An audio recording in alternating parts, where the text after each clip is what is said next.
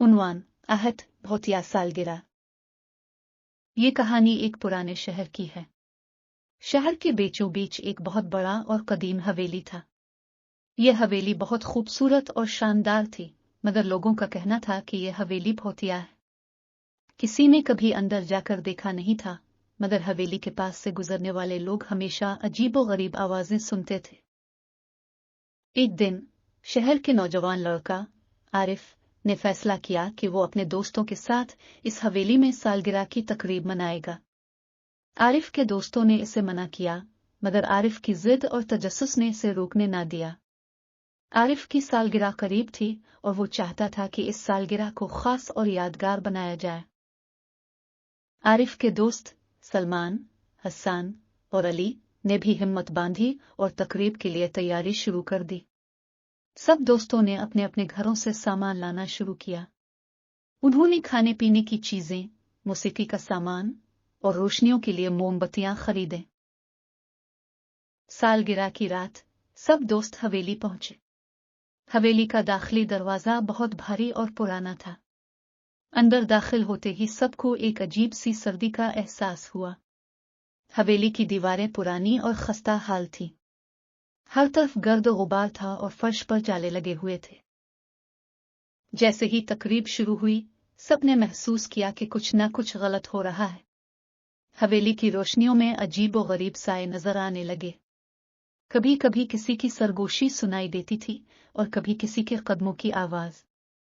दोस्तों ने इस बात को मजाक में लिया और कहा कि यह सब उनके जहन का वहम है। आरिफ को रात को सोने के दौरान एक खौफनाक ख्वाब आया। उसने देखा कि एक पुराना शख्स, जो कि हवेली का मालिक लगता था, इसकी तरफ बढ़ रहा है और कह रहा है कि यह हवेली इसकी है और कोई भी यहां रहने का हक नहीं रखता। आरिफ ने खौफजदा होकर आंख खोली और अपने दोस्तों को ख्वाब सुनाया। अगले दिन दोस्तों ने शहर के बुजुर्गों से हवेली के बारे में पूछा। बुजुर्गों ने बताया कि यह हवेली एक अमीर आदमी की थी जो अपनी सालगिरह के दिन मर गया था।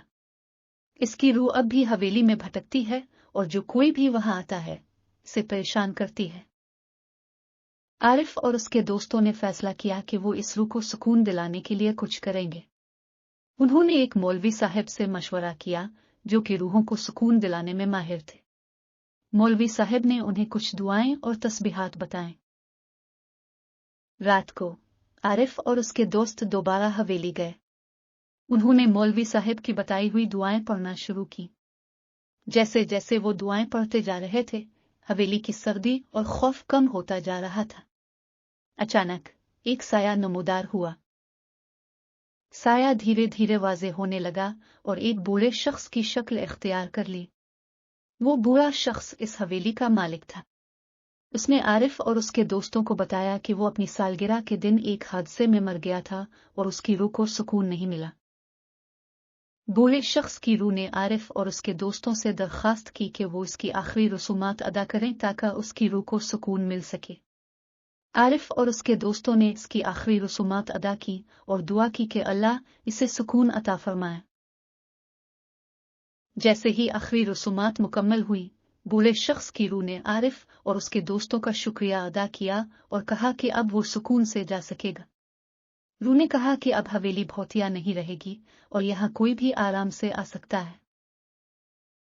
अगले दिन आरिफ और उसके दोस्तों ने गांव के लोगों को इस वाकये के बारे में बताया। गांव के लोग बहुत खुश हुए और आरिफ और उसके दोस्तों की बहादुरी की तारीफ की। उन्होंने हवेली को दोबारा आबाद करने का फैसला किया।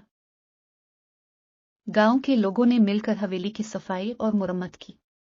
वो हवेली दोबारा खूबसूरत और शानदार बन गई।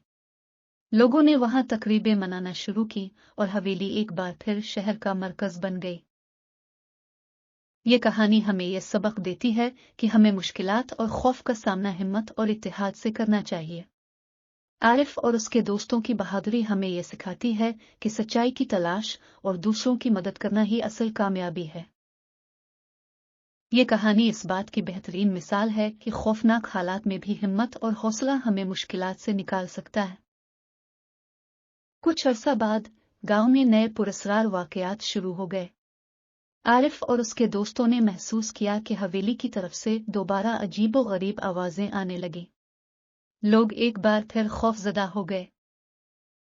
गांव में एक नए शख्स, जावेद, ने हवेली खरीदने का फैसला किया। जावेद ने हवेली की मुरम्मत कराई और वहां मुंतकिल हो गया। शुरू में सब कुछ ठीक था, मगर फिर दोबारा अजीब वाकयात शुरू हो गए। जावेद के घर में चीजें खुद ब खुद हरकत करने लगी। दरवाजे खुद ब खुद बंद और खिलने लगे।